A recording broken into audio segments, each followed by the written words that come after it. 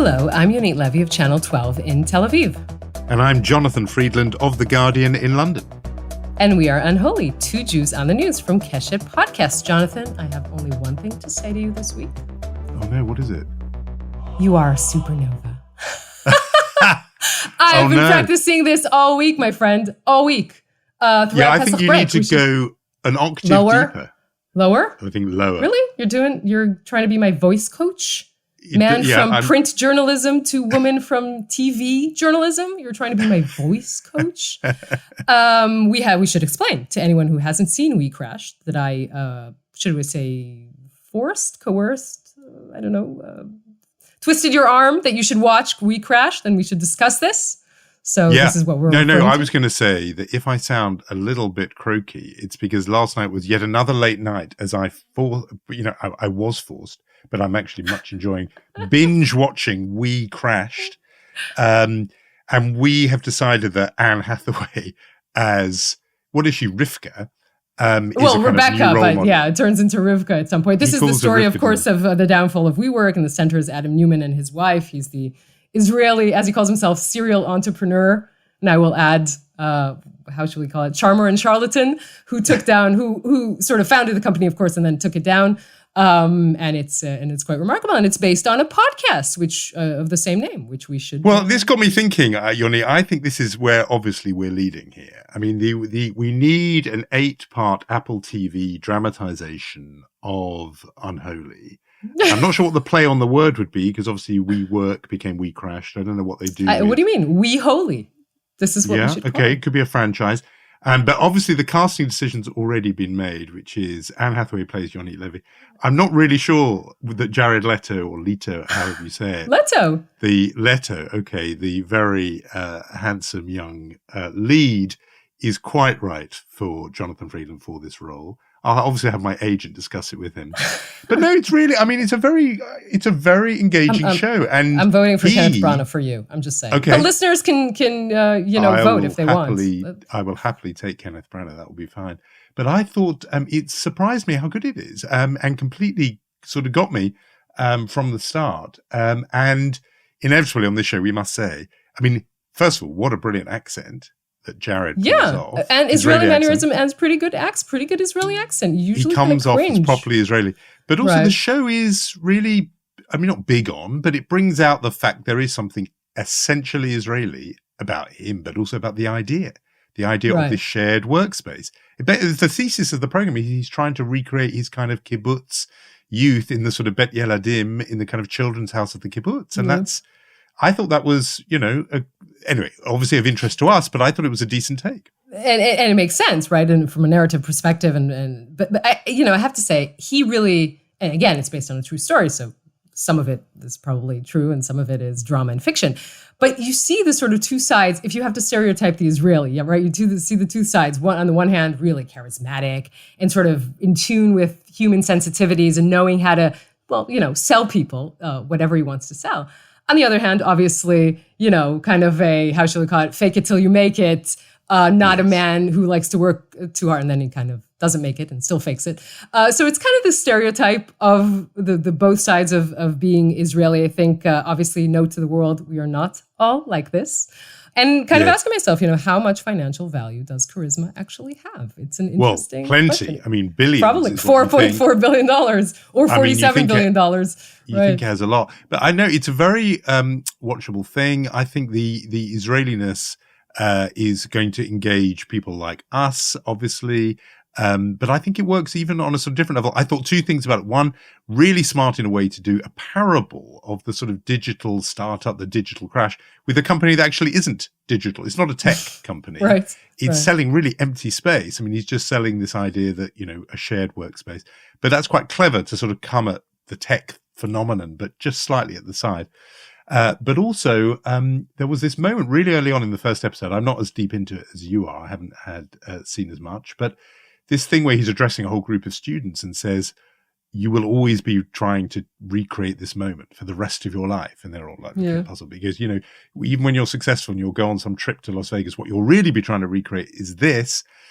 And it just struck me that actually hearing that in an Israeli accent, there's something there I know this is a reach, by the way, Yeah. just if anyone thinks what I'm about to say is a reach. But there's something there of the whole phenomenon of the kind of diaspora kid who goes on Israel tour when they're 16, birthright tour often for Americans, or does a gap year on a kibbutz. And on some level, that is a kind of emotional peak that they are always trying to recreate. There was something about hearing it come out of his very good Israeli accent. Yeah. That notion, I thought it just spoke to some sort of bigger truth than just, story of a crash and burn startup. There was something kind of insightful about that. And that's what his communal space idea was, to recreate the kind of joy of youth. I thought it was very perceptive. I think that's a very interesting way of seeing it, which is probably another kind of fake thing he was trying to say, but still it kind of resonated as a character who's saying something fake. It resonated with the audience and resonated with you. It's nice. Okay, keep on watching it. We're going to talk about it again, I think. Well, I think we should. We should talk about it again. While we're elevating the world's consciousness. I'm still working on my Anne Hathaway. Yeah, you need to go deeper. You need to go deeper. That's essentially my voice coach note for today. Talking of tech startups, we have a big topic today, which we are going to talk about, a very famous Israeli tech company, but with a very famous journalist, because our guest is, drumroll. Yeah, we're going to talk to Ronan Farrow. We're very excited about that. And we have a lot of other stuff to talk about. We do, but so we will. We're going to get to Ronan Farrow later, but, bit of a star journalist from the New Yorker, all about NSO and Pegasus. Right. We should just note to our listeners who aren't British that when Jonathan says a bit of a star, he means a huge star. Just speak English, man, not what they speak in England. Okay. So we're going to crash to reality for a minute, if we can, before we get to our big interview, which is, we kind of left for Pesach break. We have to say that 2 weeks ago, Israel was suffering from 4 terror attacks in 2 weeks in 4 different cities. Now, since then, we did see tensions around the Al-Aqsa Mosque and Hamas flexing its muscles. We saw some rockets in the southern part of Israel, and also, courtesy of Hamas Lebanon, we saw a rocket in the northern part of Israel. But compared to the 2 weeks leading up to Pesach, the 2 weeks since have been relatively quiet. Still, I would say we're still in the month of Ramadan, a few days, the holy Muslim month of Ramadan, intersecting with Israeli Independence Day. Very tense days still ahead. But right now, again, relatively quiet. I would say that I bet that Israeli security officials are really counting the hours until these kind of tense days will pass. Yeah, I mean, when I remember in our conversations going into this period, just before our Pesach break, we talked about the calculus obviously on the Israeli side, but there was, I think, maybe it was a hope more than an expectation that on Hamas's side, there was no desire to inflate or escalate inflame this conflict, that they, for their own reasons, wanted there to be a peaceful Ramadan. There'd been quite a lot of reporting saying that there was anger on the Gazan street, effectively saying we lost Ramadan last year to violence and conflict. We lost it the previous year to COVID, and people just did not want this to get worse. And I would ask, actually, has that played some part in the relative quiet of the last 4 months? I think for sure. Look, what we saw last year in May, was that Hamas was using the tensions around Al-Aqsa Mosque to basically start a conflict with Israel, and winning a lot of points while doing so, because it made Hamas look like the protector of Al-Aqsa, which Israel was always sort of very careful to sort of differentiate between Al-Aqsa, between Jerusalem, between the West Bank, and between Gaza. What now, as you say, Hamas, it seems like they're not interested in that kind of skirmish. Again, things can change every moment, and we're kind of used to this on this podcast when we record on Thursday, and sometimes things dramatically change by Friday. I think that is part of what's going on. Now, we're talking about things that look like they're shaky, but still sustainable. So on the topic of that, I think we need to mention the Bennett government. Also a bit of a recess because of Pesach. We talked about, the political turmoil and the fact that Bennett has lost his majority. If one of our listeners wants to remind himself or herself of this, I would recommend listening back to our Amit Segal Political Mayhem episode. But he lost his majority. Knesset is returning from recess after Independence Day. And we will see a lot of political mayhem at that point, for sure, just a comeback of that. I mean, that was left almost like a sort of cliffhanger episode, the way we left things, because we like to do that. It was, you know, as I understand it, I think the coalition, it's a 60-60, you know, deadlock in the Knesset, 60 seats each, the governing bloc and the, you know, opposition bloc. I think it said something that even though there was a kind of Pesach break, you'll tell me, but if people had wanted a defect, they could have done in the last 2 weeks. The fact there have not been more defections, there's no law that says it's impossible to do it. They could have. And so just as in a way, you can read something into the fact that things did not escalate in the security conflict, the fact that this has not escalated too in this period, it, you know, tells its own story. Where it goes next, I don't know, but the fact that it's held on, there were some people who right at the beginning were saying, you know, count this coalition's days, life in days rather than weeks, and it's already passed one small test. True. I agree with you, and I think that it will probably take maybe a little longer than we thought. But these two things are tied together. I mean, if this situation on the security level remains quite calm, then you would assume that this government still has a little bit of breathing space.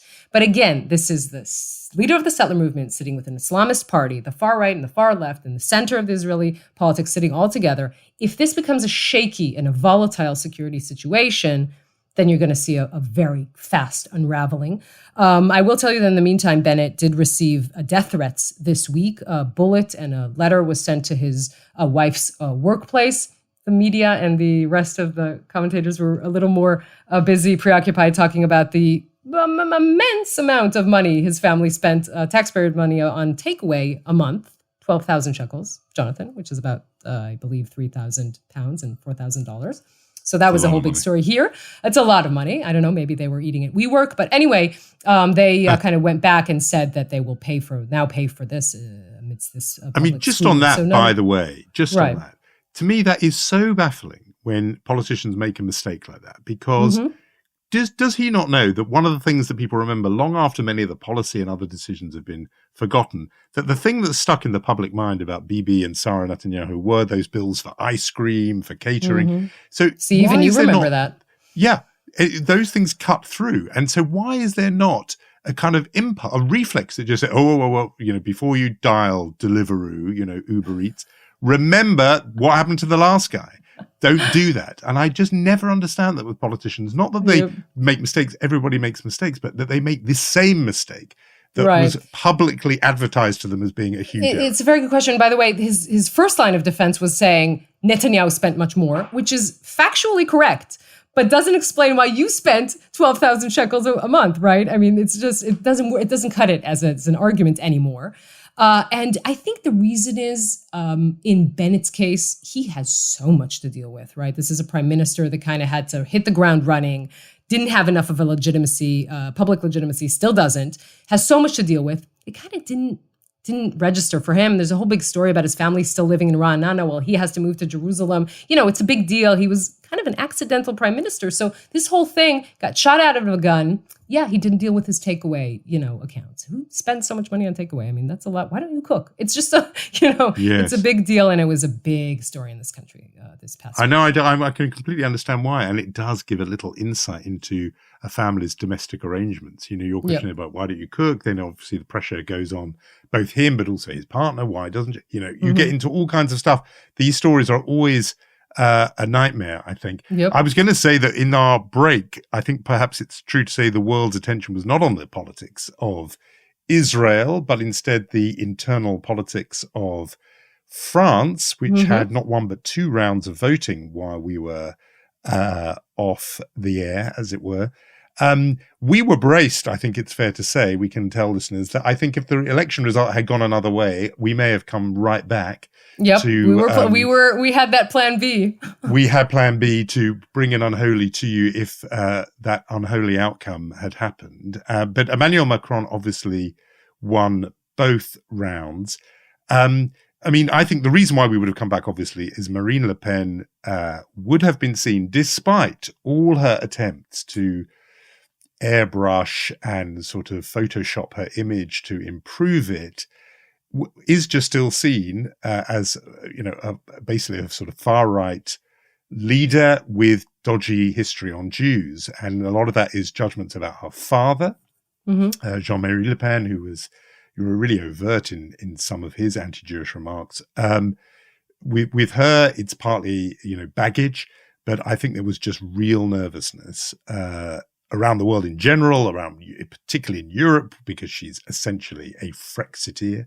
She would have wanted France to have left. She didn't say so, but that's where her direction of travel. But there was a particular Jewish angst about the idea of a Marine Le Pen victory. And I think, despite the real alarm that 40% plus voted for a far-right leader in a big European country, that is scary. There was, the initial reaction at least, was relief that she had not won, and she was soundly beaten, 17-point victory, but still very, very alarming that a far-right leader can poll that well in a major Western European country. Yeah, I mean, again, Macron wins, and it's a big margin, but it's shrinking, right? And when you compare it to the margin of 32% 5 years ago, then you can definitely see that. On that note, I would press, and we discussed Eric Zemmour in one of our previous episodes.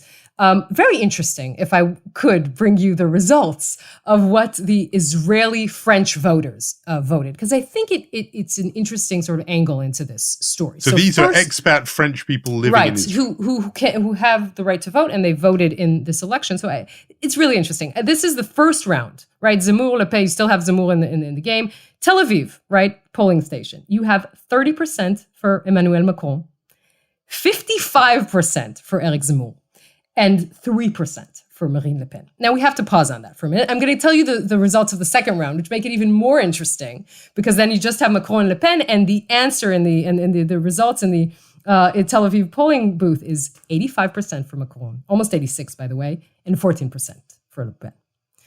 Very interesting here. And I think what is going on, look, Jews don't vote for Le Pen. I think it's pretty safe to say here, as you said, her dodgy record on relationship with Jews, definitely her father being a Holocaust denier, they don't trust her.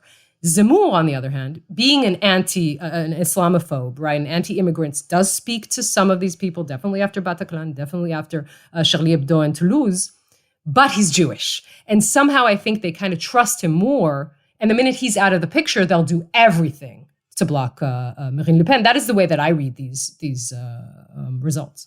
I think it goes to exactly what you said. I think it shows, unfortunately, a strong Islamophobic motivation there. And Islamophobia is palatable when it comes out of the mouth of a Jew, Eric Zemmour, even though, as I've argued in print and on this program, I think he is a very rare thing of an anti-Semitic Jew.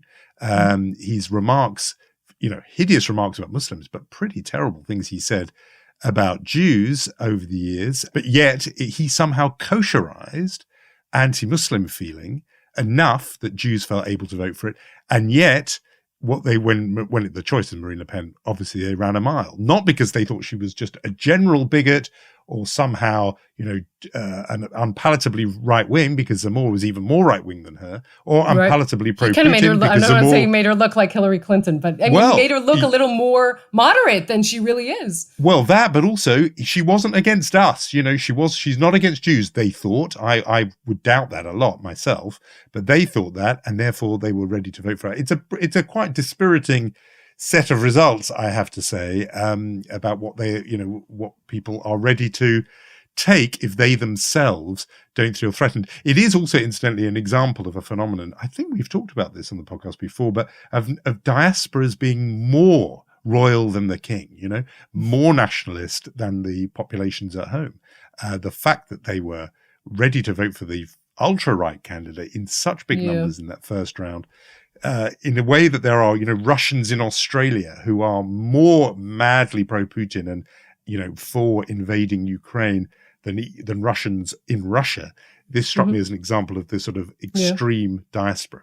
Yeah, I would make another point, because our USP, if we're talking high-tech jargon, would be to talk about Israel and the Jewish community. I will talk about the fact that key Jewish institutions in France, right, the Representative Council of Jewish Institutions, the CRIF and the Consistoire, they both endorsed Macron, which is an interesting phenomenon in itself, in which Jewish organizations are taking a stand politically, which they traditionally tried to refrain from doing, and saying, listen, this is an existential threat. Marine Le Pen is an existential threat, and we have to endorse Macron. There were other Jewish organizations that didn't like it just because of the becoming political. But I think it's an interesting phenomenon that we will have to discuss.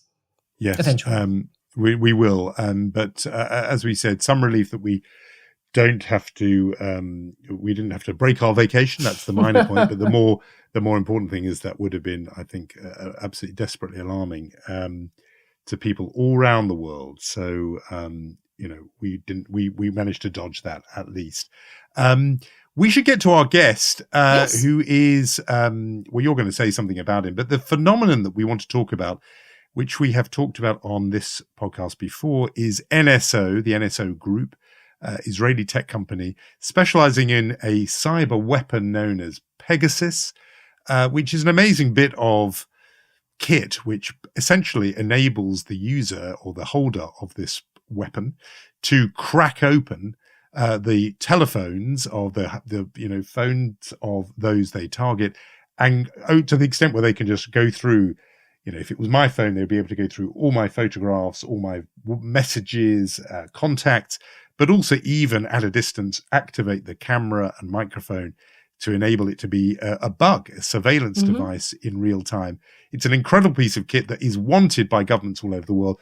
We spoke some time ago with the head of the company, Shalev Julio, who we went through with him all the various charges, the claims that human rights abusing governments are using Pegasus, that even democratic governments are using it to spy on dissidents and journalists and activists, and that this tool has become a weapon for bad rather than for good, because of course they build it as an amazing tool to spot and track down bad guys, terrorists and criminals and so on.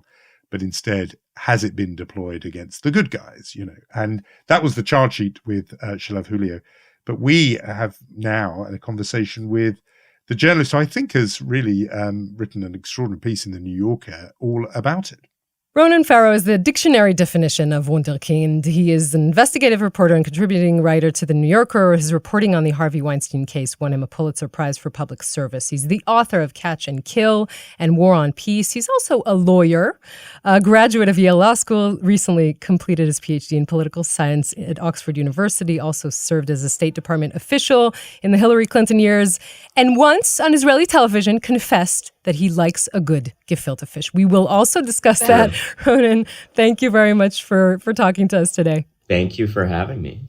Well, last week, Ronan, you made the weather with an extraordinary piece in the New Yorker magazine all about the NSO Group. We've talked about them on this podcast. We had an interview with their CEO on the podcast some weeks ago. The piece was called How Democracies Spy on Their Citizens. And we're going to talk about that, some few other issues as well. I mean, there's so much to get into about the NSO piece, but I mean, I have to say there are just some jaw-dropping details in there. And I thought just to give people a flavor of the kind of stuff you uncovered, I mean, you described the cat and mouse game that is going on between NSO with its Pegasus software and the various tech platforms that are kind of cracked open by Pegasus. And I'm just going to pick one thing at random, just because I think it gives a flavor of how deep you went into this.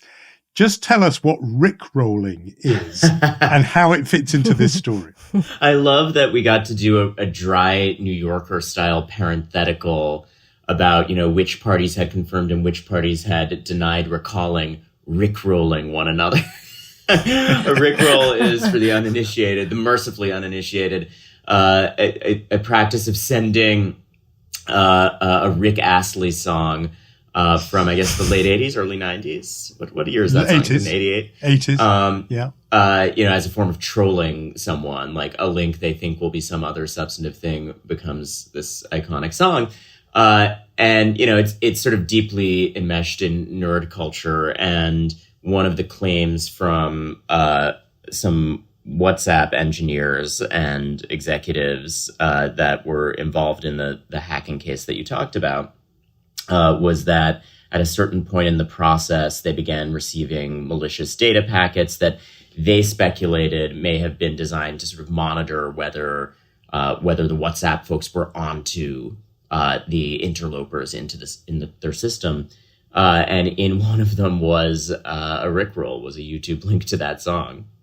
So they realized at a certain point, oh, we're also getting trolled. Yeah. I mean, it's just part Rick of Astley this. never imagined his career would arrive at that point. Yeah, I know. I mean, it's wild stuff. And for what it's worth, the contents of that parenthetical was, the NSO folks saying, we don't remember that without further elaboration. So you can make of that what you will. But I appreciate your highlighting that part of the reporting, because it was something that I also just personally found fascinating. It's very kind of Mr. Robot, these scenes of, across continents, computer programmers popping up from behind pieces of digital cover and exchanging sniper fire. And it's a seldom seen world. And I think I was a beneficiary of a moment of change where some of these big tech platforms that have these incredibly secretive security teams inside them kind of transitioned from a moment where it was viewed as a sign of weakness and something that was going to scare Wall Street if they talked about these vulnerabilities and the security efforts to combat these vulnerabilities, to more of a place where they're realizing that this warfare is everywhere. And the combatants on the other side, like NSO Group, are increasingly sophisticated, and they've got to kind of switch to a posture of more open confrontation, which is partly manifesting in the courts, and I think partly manifesting in, the first reporting we're getting that sort of pulls back the curtain on those security teams inside those companies. I mean, obviously you had really extraordinary access to NSO, and I kind of want to ask you what your impression is of them. I mean, there are the people who would think they're the evil league of evil, right? And right. As black as you can get, and the others who will say, I think this is probably prevalent more in Israel, that you'd say, they're somewhere in that gray area, right? They created this tool, whether they can't or they won't control it, but they're not essentially bad people. Maybe that's a superficial way of explaining it. But where do you fall on this? I wanted to ask you two the same question, having interviewed Shalev. I think it's interesting. Since this story ran, I've gotten outreach from current NSO employees who have said, wow, this seemed incredibly fair and balanced. And it's tough reporting. And what the way I represented it to the folks at NSO throughout the process of conversations about this was that it was going to be tough reporting. And it's an unusual situation in that I'm coming into a circumstance where they're already being accused of serial complicity in murder and war crimes. This is not a company that's enjoying sort of rosy press before I come onto the scene. And I think that they felt I've gotten a lot of questions for why would they do this? Why at a moment like that, when you're sort of in, certainly in the telling of many of their critics, a moment of crisis, why would you let, a prominent investigative reporter in to look at a lot of your stuff? And certainly I'm grateful that they did, whatever their motives. I'm very conscious of the fact that everyone always does have a motive in these situations. And obviously there is, a dog and pony show that is being built for me anytime I go into a situation like this. So I'm hip to that. That said, I do think it counts for something, and that there is a sincere component to their opening their doors. And I do think that they're not wrong to buy the argument that against that backdrop, a more rounded, deeper investigative approach that does give a fair airing to their arguments, is not the most destructive thing to them in the world. So it is not a friendly piece to them, but I think it's also not a piece that, it is unhelpful from their standpoint in terms of elucidating their arguments, because it really does give a fair shake, and you can agree with them or not. You can find them insincere or not, but it does air essentially all of their major cases they make in defense of their tech. And you've heard them make those cases yourself. You can see it in the argument yet again, in the article yet again. They say we are an arms dealer, and we're an arms dealer in an unregulated space. There aren't equivalents to the Geneva Convention, to all kinds of international treaties on intercontinental ballistic missiles, to all kinds of international treaties on chemical weapons. And I think one of the arguments they make that does resonate most with me is this idea that there's an urgent need for equivalence to that kind of international regulation, because there is terrible violent abuse of this technology happening. And there are fine points on which they sort of dispute allegations, or they suggest that there's an anti-Semitic conspiracy from some of these activist groups like Citizen Lab. Mm-hmm. But fundamentally, this isn't really one of those cases where I'm reporting a piece where the crux of it is a factual denial. They're by and large acknowledging certainly the broad strokes, including the fact that their technology is getting abused, which is a really interesting conversation to then have. And I don't suggest to you that they were honest to me at all times. And certainly there's a lot of scrutinizing of the facts in this reporting. But I do think that there's something to that argument. And I also think there's something to their argument that if not them, it will be other players in this market. This piece goes to pains to convey that while they have become a poster child, this is a $12 billion plus industry. And there are a lot of actors that are subject to even less kind of regulation and less desire to put on a show for the press and less craving of legitimacy than, Shalev, Julio and company over at NSO. But what did you think of them and their arguments? Well, I mean, we enjoyed fall having slightly him on. differently on that. Yeah, we did. We came in it differently. Well, I'm going to wrap my answer to that in a follow-up question back to you, which is the Israeliness. We're Jews. We're just going to ask you another question as an answer to a go question. for it. That's Love what that. we do.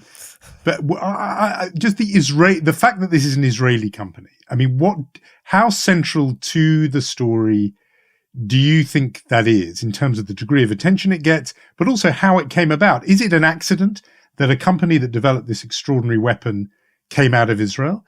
And is the response to it around the world unrelated to the fact that it's an Israeli company? Would there be the same fuss if this had come out of Iceland? Well, those are two very different questions. I think to the first question, in my mind, it's absolutely of significance that, and not accidental, that this emerges from this incredible intellectual culture and startup culture in Tel Aviv, and that Israel, as has been much written about by many reporters, including myself, is a hotbed of innovation, partly because of the unique pipeline that comes out of mandatory service in military and intelligence units.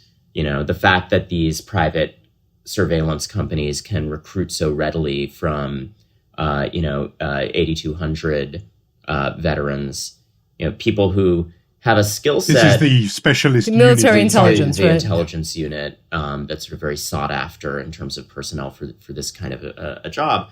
Shalev, Julio, the CEO over at NSO Group, likes to sort of emphasize that he was not 8,200 and is a man of the people. This is a pool of talent that is unique in the world and clearly has powerful results in terms of innovation and entrepreneurship. So no, I don't think it's an accident, and I do think it's of some significance that it's an Israeli context for this, and for a number of the surveillance and espionage companies that I've reported on. Mm-hmm. In some of these skill sets, it's they're the best in the world. Yeah. We can talk forever about NSO, but I do want to use the opportunity that you're here and talk about your groundbreaking report in the New Yorker, which detailing the Harvey Weinstein story. Your piece not only won a Pulitzer, we have to say that it really changed the world, or changed the way the world thinks about sexual harassment and deals with sexual harassment. It's been a few years since, and I do wonder if, you think that enough has been done. Do we know for sure that there's not another room in another network office or another Hollywood studio in which these, or any other workplace for that matter, that these things are not going on in? Well, thank you, Yonit, for the kind words about the reporting. It was in some ways a harrowing process to go through. Mm-hmm. Confronting reporting often is, and that was particularly confronting stuff. And all credit to the sources in those stories. There were a lot of people who had to do a very brave thing at a time when it seemed impossible that it would at one point be kind of celebrated in the way that you just described, and where they really felt they were kind of putting everything on the line. So that was, an inspiring thing to see as well. I don't know, these questions about the long-term social ramifications of some of the reporting are, again, to go back to an answer I gave you earlier, sort of outside of the scope of what I look at most closely. And it doesn't mean that I, disregard or put blinders on with respect to those implications. It just sort of becomes other people's jobs at a certain point, right? There are these incredible activists. There are people like Tarana Burke who, built the Me Too movement, whose lives are devoted to social organizing around these issues. And I'm just not a participant in that. I have a very narrow role, which is to closely scrutinize the facts and put them out into the world in as dispassionate a way as possible. And then, most of the time be a little bit of a punching bag as those stories get people mad, because everything that I pick to report on, I think, has a degree of consequence that does get people mad. It does seem to be that way. Yep. That's a full-time job, doing that reporting and dealing with the immediate implications of it. So these questions about the attendant social movements, I'm just less well-versed in. I do think, my observation is that we sort of went through a period of chaos in terms of people's views and standards around harassment issues being upheaved. And my hope would be that the pendulum is kind of coming to a slightly more central position. And can you give us an example of the kind of overcorrection that you have in mind there? Well, you could think of any number of obvious ones. I reported on sort of serious violent crimes that were alleged. That really would have been, I think, a source of as much criticism in virtually any era. This is one thing that I think is often a misunderstanding, because there was a much needed, I think, important and positive conversation about kind of gray areas, forms of harassment that maybe 20 years ago, 30 years ago wouldn't have been as much of a source of criticism. That gets conflated with that early reporting that I did, which was actually not on gray areas, right? It was about, people sort of violently assaulting other people in a way that, would have upended people's careers and triggered criminal inquiries 40 years ago too. So I'm glad for that wider conversation about subtler shades of gray in these issues. And I think that was urgently overdue, but it also was something that followed from that reporting, not that was the subject of that reporting. So, people talk about, there was an online article about Aziz Ansari and, was he, observing consent sufficiently on a date? That's one that obviously gets held up a lot. There's sort of a handful of examples like that I think were on the outer edge of, should this really be a subject of public discourse? And again, I would just emphasize that's something that's very sort of distant from my reporting. But to your question, I do think that's whatever the merits of those sort of specific cases, and it would be very case by case, those sort of outer edges of should it be public or not, parts of the conversation, I do see that sort of coming to a place of greater equilibrium now. I do think there's sort of less of that from my casual observation of it. I was just going to ask this. I'm struck by the distinction you make, and I think it's a really healthy one, between the job of a reporter rather than an analyst or a bloviating, pontificating pundit. Not pointing at anyone specifically. I could bloviate with the best of them if called upon, but it just makes me wonder about your career, which has obviously been extraordinary and prodigious. That there you were working as a special envoy of the State Department of Hillary Clinton when you, I think, were age 24. You won a Pulitzer Prize by the time you were 30, and you're a graduate of Yale Law School. In a way, is it possible this is preparatory to a work where you will come off that fence and say, okay, now I will get into the arena and not just opinionate, but actually be drawn to changing things through politics. Well, I have a lot of respect for people who are in that side of the conversation. And I also along the way, anchored an American cable news show for an hour every day and talked plenty about opinions in that context. Mm-hmm. So I have explored both of those sides of the conversation.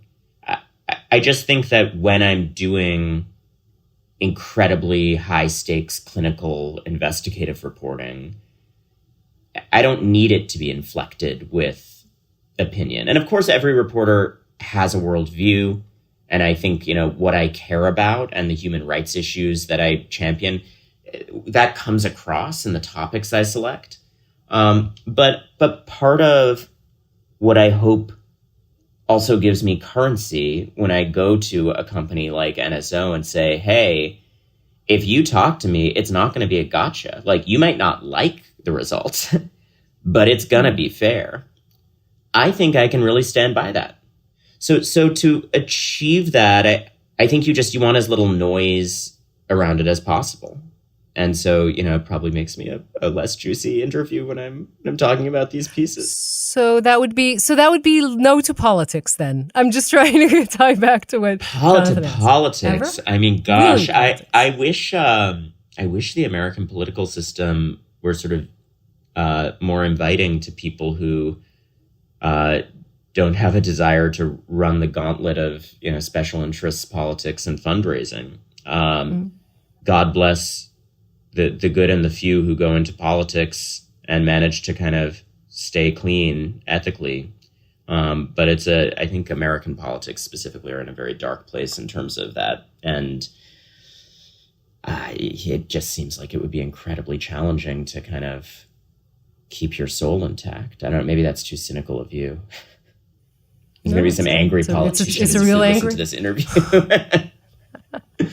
When your boss was on our podcast, David Remnick, editor of The New Yorker, he ticked us off a little, very gently for being a little parochial and asking what I always call the sort of Boca Raton question, which is, this is a Jewish podcast, so welcome. And we want to know, you've spent a lot of time in Israel. Oh my God, Jonathan, you're Jewish? Why didn't you say anything? Why didn't you say anything? Myself. Your partner is Jewish. You have obviously some family roots. I'm surrounded by Jews. You live in the most Jewish city in the world. Let's admit. Yes. So tell us about that, and particularly, I'm interested actually on this level. When you go to Israel, is there? Yonit made a joke at the top about gefilte fish. In fact, I don't know. It wasn't a joke. It was a direct quote of him. He actually said fish. that. Yeah. No one loves gefilte fish. I love smoked fish in all forms. It's non-denominational. Okay. I think you're flattering gefilte fish to call it smoked fish. I like sable. So go on. So tell us about putting NSO. There was no question. The question is I'm getting to it. Jews. I'm getting to it. Yeah, more or less. I was going to get more specific. I was going to say, besides NSO, when you're in Israel, tell us about what your impressions of Israel were, aside from NSO. That's where I was. What an incredible place, right? My Israel experiences are sadly limited. I went when I was a State Department, junior State Department person, and got a little bit of, the Tel Aviv experience, the West Bank experience. And I was, in Tel Aviv and Jerusalem for some of this reporting. But, it's the experience I have of so much of the world, which is like, I'm in Jerusalem. I'm within, almost line of sight of the wall, but I'm in meetings all day and I don't do a single tourist thing. And it felt like my heart broke to not be able to just see more of the incredible historic things around me. Finally, Jonathan wants to ask you, how is it possible that you started college at the age of 11? He's just embarrassed, but I will ask the question. Oh, yes, that's true. I couldn't believe that. But I'm glad Yonit mentioned it. How does that work? Possible? Why were you embarrassed to ask that? No, I'm kidding. Yonit's teasing me. I would have gone in there earlier. I would have put the gefilte fish to one side. You asked that the first question. You wanted to make that the first question. Exactly. How did I do that? Why did I do that? I was testing in a certain way. There was a Johns Hopkins, gifted youth, i.e., nerd program where kids would go take college courses in the summer, and the admissions criterion for that was the SAT, which is obviously our standard college admissions test here. And so I started taking the SAT very young, and I tested in a way where people said, well, we don't know what to do with you. Let's just send you off to college, basically. So I just started skipping grades, with various tests that came out in certain ways, and my own sort of fussy desire to read more and learn more, which was partly genuine intellectual curiosity and partly also probably, some void of gay ambition and insecurity that I was filling by going. Some shrink will psychologize me better than I could from afar at some point, maybe posthumously. But I think I've moved very fast and intensely and in a very kind of work focused way, which can be exhausting even to me.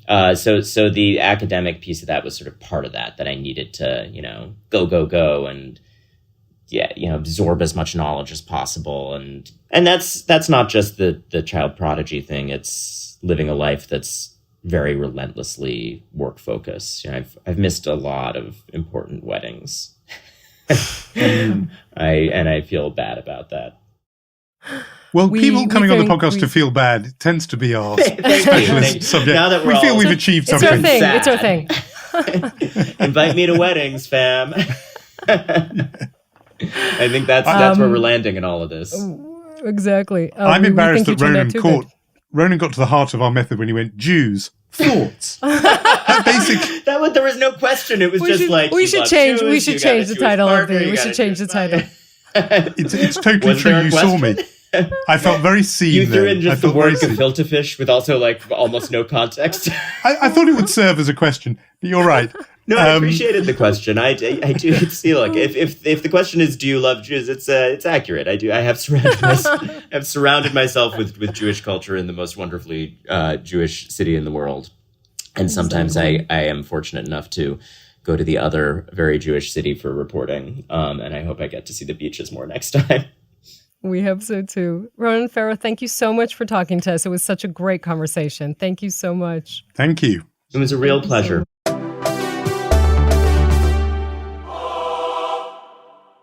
Obviously, the guy is completely brilliant. So sharp there with every question. And this piece of reporting he's done is absolutely meticulous. I do recommend people read it. But I slightly just couldn't get over the image of the 11-year-old undergraduate. I knew you wanted to talk about that more than anything. Partly because I just think you hear of these cases where people, we end slightly where we began, but, you do hear of these sort of people who claim, like our sort of WeWork guy who overclaim, and it turns out they did a week-long summer school or something. He really was a student at university age 11. I mean, the guy's amazing. And all the awards over his shoulder. He's won basically every award prize in journalism, and he's 34 years old. One of the things, again, I thought the NSO piece was excellent. We are always, I think, generally as journalists, we're always concerned with the question whether our reporting changes things for the better. And are we making an impact? And just to be the person who broke the Harvey Weinstein story, who changed, and he's sort of modest about it. He said, no, it isn't me. And there were obviously a lot of activists coming into this story, but he changed the way we talk about this. He changed the way we deal with this. It's pretty incredible, and I'm glad that was also part of our conversation today. Yeah, and a good reminder of what journalism can do, actually. Mm-hmm. No, he's really doing it. This week is, as you and I speak now, it is Yom HaShoah, the Holocaust Remembrance Day. It's marked to some extent by Jewish communities, I would say, outside Israel, not really by others so much, a bit, but others make January the 27th, Holocaust Memorial Day, the focus.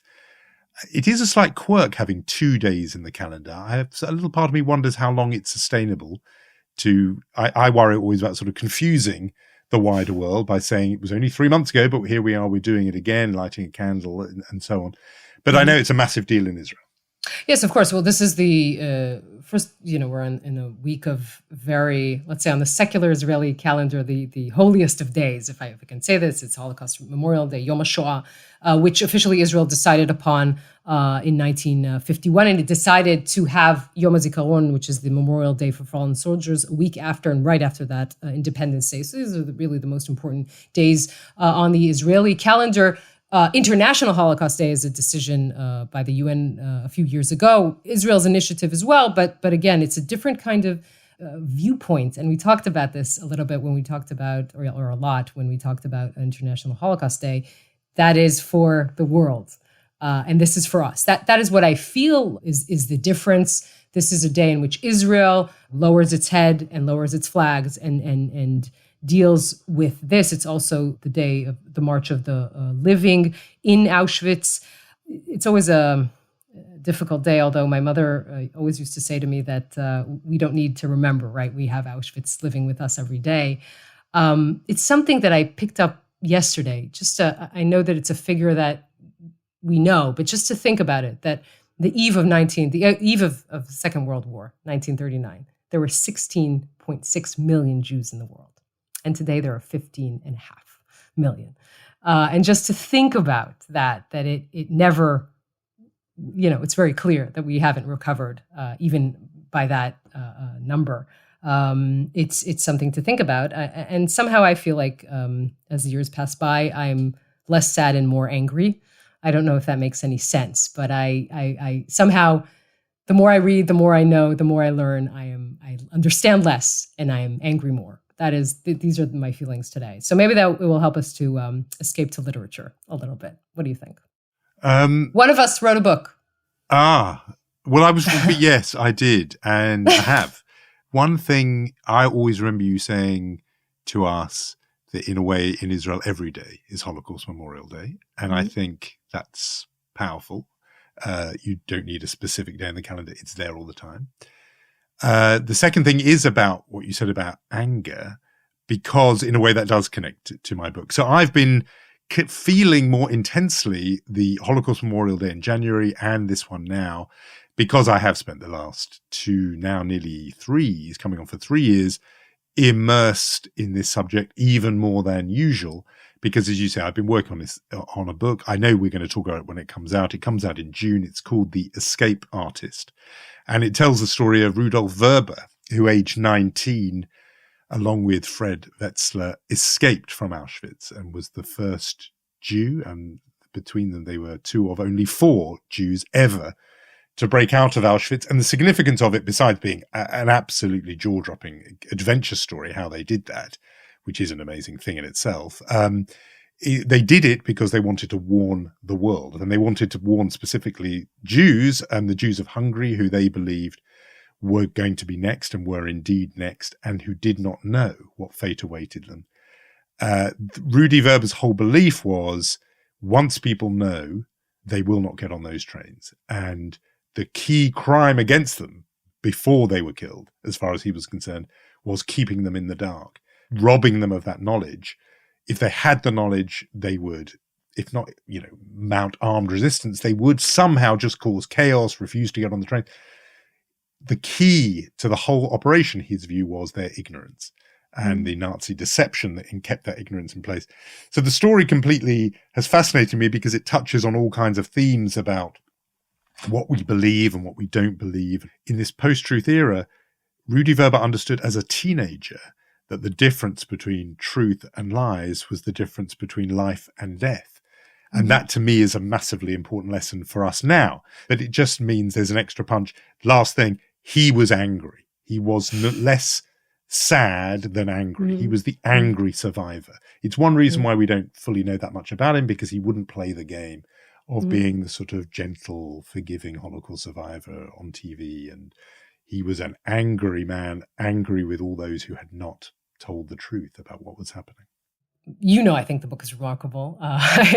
We talked about this, and I think what is remarkable about it, and you mentioned some things, it's so, besides being unimaginable story that the world doesn't know, which is quite remarkable, right? This is a man who escaped from Auschwitz. He did the unimaginable, the unthinkable, and the world doesn't know who he is. So it's just that basic fact. And you know, I'm not a spiritual person at all, but I wrote to you that I kind of felt that he needed the right storyteller to come along to tell his story. And indeed, the fact that you are a very good thriller writer helps very much, I think, in the book. I'm getting you very embarrassed. I know. I'm going to talk about this briefly. We'll talk about this more when the book comes out in June.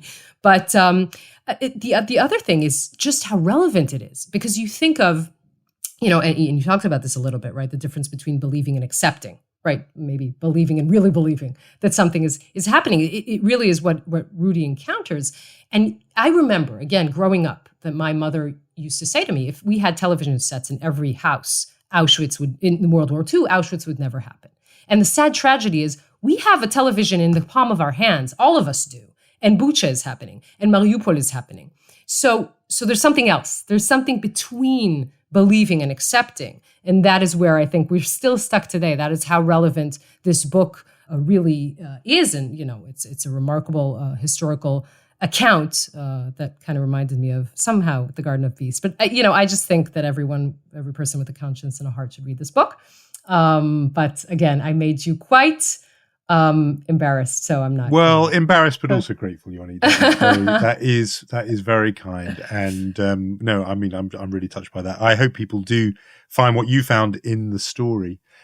We should, rather than handing out awards to each other, which is in a way what we've just been doing. I don't know. I didn't get any award. I just got remarks about my tone and that I should talk in a lower voice. So I didn't see. There it is. That's it. You sounded just like her there. It just took me 45 minutes into our conversation. That's definitely. No, I will give you the Supernova award at the end, but we have to give Mensch and Chutzpah awards. We do. Tradition is tradition. You kick us off.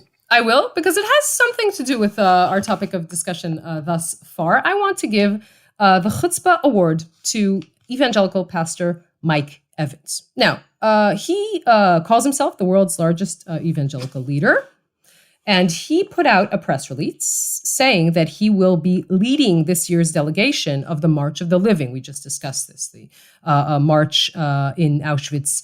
And he, when he put out this saying he will be leading the delegation, then a spokesperson for the March of the Living actually said, no, the people who lead the delegation are Holocaust survivors. He will be a part of the delegation itself. He will be just marching there and participating out of the 2,500 people. So up to this point, the story is that he said he will lead the delegation. He's actually a participant. Potato. We're still okay. But what makes it actually more of a chutzpah story is that last year he posted this very long, let's say harsh critique of the anti-Netanyahu bloc in Israel. He's a very, very big Netanyahu supporter. And he wrote this, I have to quote, he said, "I understand how the Holocaust happened," he wrote. "German Jews were busy insulting each other, drunk on the wine of pride. They did not see the smoke of Auschwitz rising because they were more German than they were Jews." Quite clearly, I think, blaming the Jews for the Holocaust, if I read this correctly. And this is a man who then claims that he is leading the March of the Living. I think, dictionary definition of chutzpah. I couldn't agree more. Give the man a double chutzpah award. I mean, it's partly that thing, that narcissistic thing that people do where they take part in anything. Politicians do this often. They're always leading. You know, right. Whatever it is, if you're just at something, you're leading, you know. Right. But yes, because given his remarks on the Holocaust, what a nerve of this man. I mean, really, a worthy winner. Shall I give out, on a lighter note, our Mensch Award? That's what you have left to do? I have that left, and it is, you know, it is slightly self-serving, I must confess, because the recipient I nominate, the committee did arbitrate and discuss whether I needed to recuse myself from these. For ethical reasons. For ethical reasons, because I want the Mensch Award to go to my beloved Arsenal Football Club this week. It's really a kind of objective reasons, completely objective reasons. It's a conditional Mensch Award because it's for something they might do.